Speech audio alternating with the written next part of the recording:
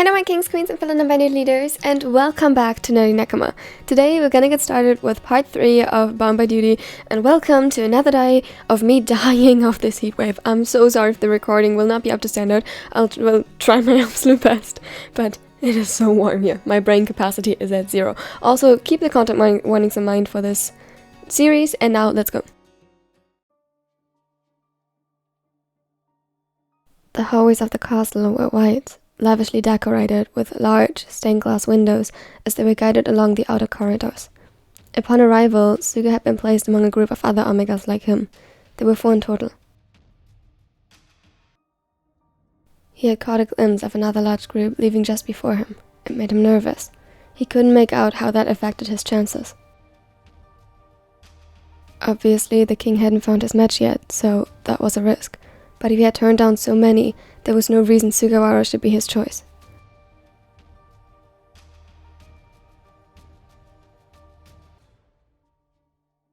He glanced up to catch a glimpse of his competition, just briefly before lowering his head again. They had been instructed to never lift their eyes from the ground unless told otherwise.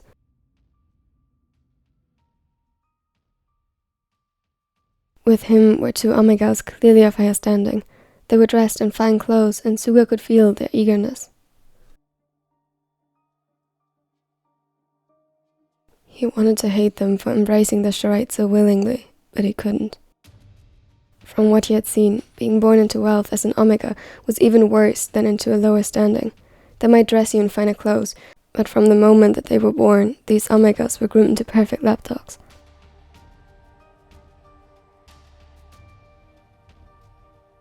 They were discouraged from any form of education or labor that didn't center around making the house, discouraged from so much as thinking. And if the house had an heir, they were carelessly given to the highest bidder, asking for their hand in marriage.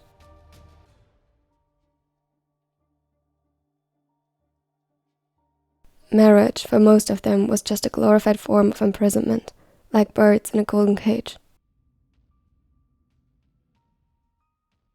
Just like it would be safest for him not to get chosen, because the diluted sense of freedom he got to taste at home was still better than none, it was their safest bet to do everything to get chosen.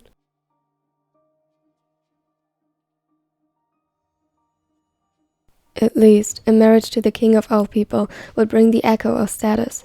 It would be fake, of course. Even in the position of queen, an Omega held no power, but at least a queen was known by many. There would be a public figure, and while abuse of Omegas wasn't uncommon, a too public display of it was considered unseemly. Someone as public as the queen couldn't disappear as easily, or be replaced as carelessly.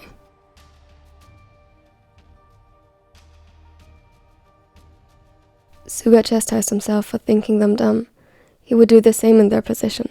For all he knew, they had just like him played through all the possibilities in his head and came to the same conclusion. The 4th was like him from lower standing. He shivered and was perhaps the only one out of the 4 of them that wasn't aware of the complexities forcing their hands in choosing these paths.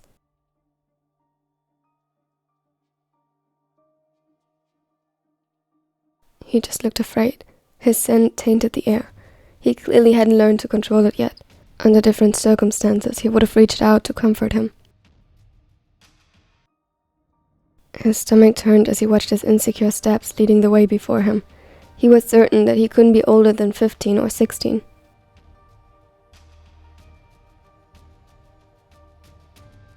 The other 2 looked to be at least 21, and with that fell in the same range as Suga, who was 23. The king, as far as he knew, had turned 23 just a month ago. Young, but old for someone of his status to remain unmated. Listen up, Omegas! One of the maids that had led their way and instructed them stopped before a wide door.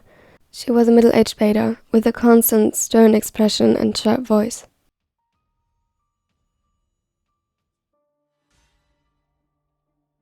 We will enter the throne room now. You are not to look around or gawk. You will kneel in one line before the throne.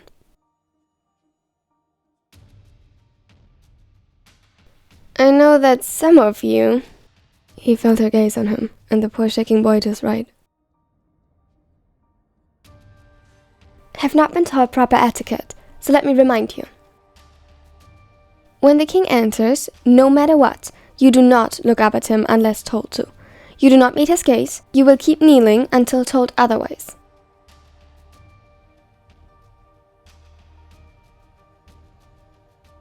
When called upon to rise, you will remain in a bowed position, eyes lowered.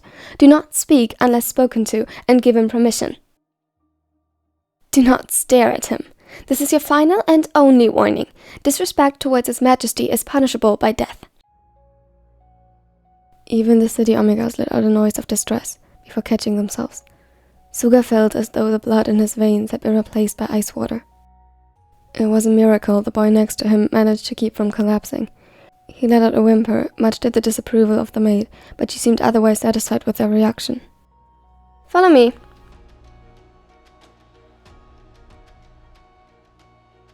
It was hard to obey the orders given when even just glancing on the ground, masterpieces of art filled his vision. Colorful reflections and dancing specks of light promised more intricate stained glass windows up ahead, or even above. Yet, such beauty was off limits for Omegas to behold.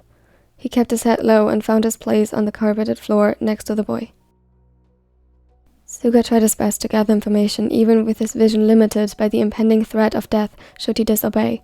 He wasn't the maid of the king, just a potential suitor. He was expendable. Before him, he saw the bottom steps of wide stairs, most likely leading up to the throne. From the corner of his eye, he saw the maid position herself on the outer side of the stairs, head lowered like them. For a second, he thought she might not even notice if he lifted his head just a bit, but then a movement caught his attention and he immediately froze. The silverhead had already marveled at the odd absence of guards. Thought they must really think lowly of Omegas if they were this careless, but no. Glorified assassins. That's what the courier had called them. The Royal Shadows. He shouldn't be surprised after they managed to make them cross the distance of multiple days' worth of travel in less than a night. But right now, it felt like the tip of a blade was already kissing his neck.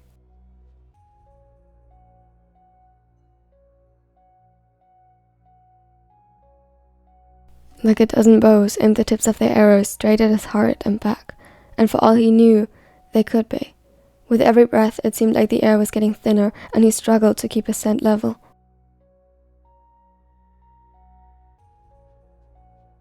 Deep breath, he reminded himself. He should be grateful for the shadows. If their blades were half as sharp as rumored to be, his end would be swift, painless. That somehow soothed him. He still intended to get out of here alive, but should push come to shove, it was good knowing that he had an out. Just a little disrespect. Then the door opened and his breath stopped. His brain seemed to fail him alongside it, because without even thinking he looked up at the noise of something like wind chimes and the reflection of colors dancing over his face. At once he was met with the most beautiful human he had ever encountered.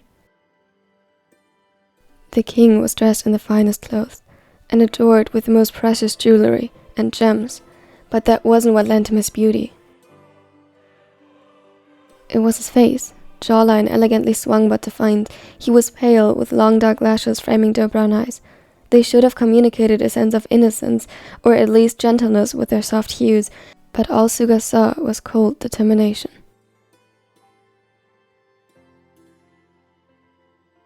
It didn't fit the confident smile playing on his painted lips. The contrast was so stark, and yet somehow not completely mismatched. He was more androgynous than any alpha Suga had ever encountered, and seemed to be leaning into it with the flowy fabrics hugging his body in a way that seemed both loose and yet complementary to his physique. He was strong, well-trained, but it was almost unnoticeable under the layers of androgynous beauty. He was a mystery. Somehow, being decked in vibrant colors and gleaming gems didn't look eccentric on him. It looked like an act.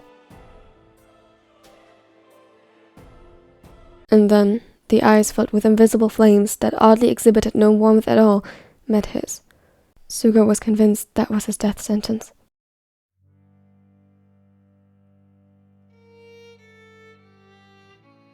Immediately he dropped his head. his heart beating in his throat and awaiting the ice-cold kiss of a blade at his throat, with the piercing stab of an arrow in his chest. Please let it be quick. Nothing came. His airway stayed unobstructed, his skin and blood vessels unbroken. Then the most melodic voice, more so than the odd wandering performer finding their way into his home village and bringing songs from far away with them, echoed through the throne room and from the walls. Thank you for following my call. Please proceed to explain the marriage interviews. He sounded friendly, much more so than the maids. It sounded like a trap.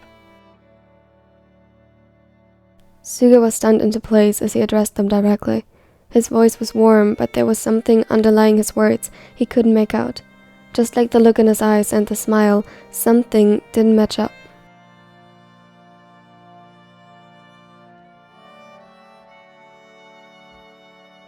Listen up, Omegas.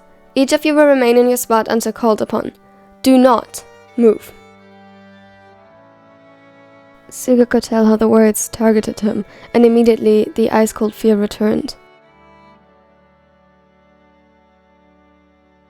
The interview will be held between His Majesty and each of you individually in a side chamber.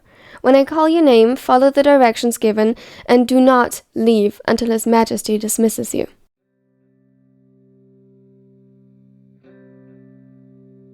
No one answered. They all remembered the order to keep quiet, and Suga was sure he heard the maid huff in satisfaction at their obedience. Steps echoed from above as the king descended down the stairs, accompanied by the wind chime-like melody again, which Suga now realized must come from his jewelry. He fought the desire to lift his head once more, thinking about Daichi and his promise to return to him. Then the names were called. To his surprise, the young boy to his right was first. He almost fell as he got up, and Suga prayed quietly he wouldn't be chosen. It was too vile to consider.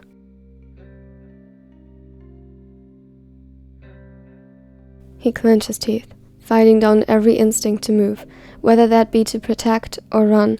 He locked all of his muscles and joints in place and waited.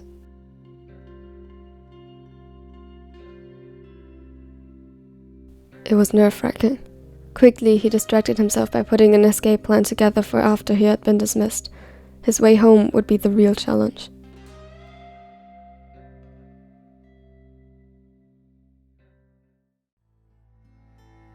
Thank you so much for watching to the end. I really hope you enjoyed it and that the quality was okay.